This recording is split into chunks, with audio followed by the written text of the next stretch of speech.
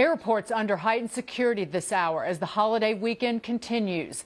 In the wake of more terror attacks over there, are Americans getting increasingly anxious here? Hi, everybody. I'm Dagen McDowell in for Neil Cavuto. This is a special edition of Your World. On the heels of that massacre at Turkey's largest airport and the attack at a restaurant in Bangladesh, a new Fox poll shows more than 8 in 10 Americans are nervous about our ability to prevent terrorist attacks here in America. To former Green Beret Ben Collins on why we are feeling this way. Is it not just the actions we are taking to protect people, say, at the Pulse nightclub in Orlando, but is it also how the administration talks to us and kind of dismisses our fears? Well, absolutely. And I think this administration has for a long time been very focused on trying to create this very delineated difference between what is ISIS inspired and what is ISIS directed.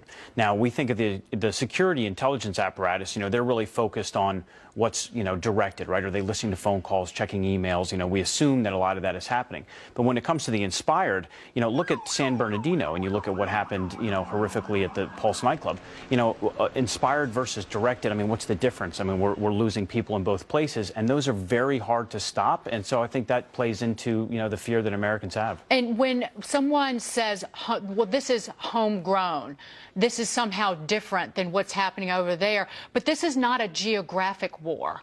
And the fact that this administration will not address radical Islamic terrorism and will not call it that, this is a war that's based on an ideology, and right. Because that they try to separate it and make it about over there versus here at home, again, it's slightly dishonest. Oh, I think it's completely dishonest. But that's been kind of the hallmark of this administration. We're devoid of any reality. When you look at, Orlando, the Justice Department still came out and said it might be a very long time before we understand what the motivation is.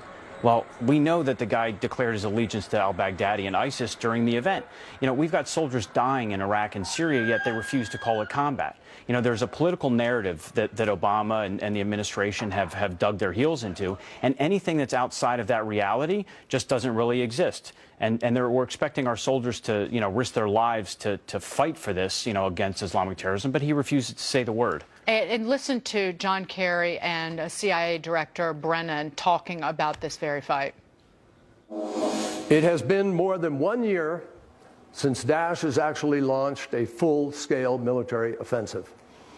And that's because our coalition is moving forward relentlessly on every front. Now, yes, you can bomb an airport. You can blow yourself up.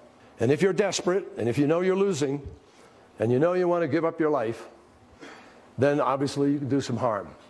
ISIS's ability to continue to propagate its narrative as well as to incite and carry out these attacks, I think we still have a ways to go before we're able to say that we have made some significant progress against them.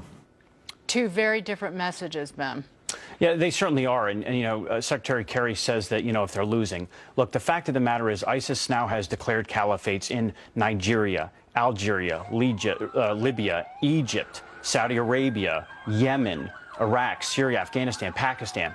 They are a global threat right now. They've killed more than 1,200 people outside of Iraq and Syria. So, are we getting better at targeting them on the battlefields of Iraq and Syria? Yeah. Have we finally started allowing our pilots to drop their bombs? Yes. But the fact is, as you mentioned before, this is an ideology. Look at what we know right now with some of the attackers in Turkey. These are individuals that came from Kyrgyzstan. Right. And now we've had our own individuals from Kyrgyzstan. Right. They're originally from Chechnya, but that was the Tsarnaev brothers in Boston. So this has permeated the global sphere. And if we don't get our hands around it, that's what happens. And earlier, John Brennan, the CIA director, he did say our efforts have not reduced the group's terrorism capability or global reach. And that's essentially what he's talking about. And when you hear Secretary Kerry talking about ISIS, or they don't even call it ISIS or the Islamic State, getting desperate, that it goes back to how this administration and how President Obama and the White House have talked about this threat, this deadly threat all along, starting out with they're the JV team. When they're after a beheading, the president is playing golf. And again, they've tried to dismiss the threat, dismiss our concerns here at home. And then again, there's another murder. There's another terrorist attack over and over and over again. Yeah. And then at the same token, we have events saying that we're never going to allow another another atrocity like what happened in World War II, right? Yet they're killing Yazidis and they're targeting Christians. It's happening today. And you're absolutely correct. And they try to diminish what happens here and even diminish what happens overseas. And to me, I think that's just so disingenuous, and we're losing our own citizens right here at home. You know, as a soldier, you sign up, you know you're going to risk your life, you go to combat, that's part of the deal. But I mean, for our citizens, you know, and the horrific events that we just saw in Orlando, you know, at the very least, he needs to actually, you know, I remember at one attack, he said, you know what, I'm not very good at the showmanship of it, right? Well, Mr. President, get off the golf course, go to the Situation Room, look like you care. Remember the baseball game? Our NATO ally being attacked in Brussels, and he was at a baseball game in Cuba. But again, if we're at war, we're being attacked. The American people deserve to know who's attacking us by name: radical Islamic terrorism. Yes. Ben, it was great to see you. You Thank too. you so much for being here, Ben Collins.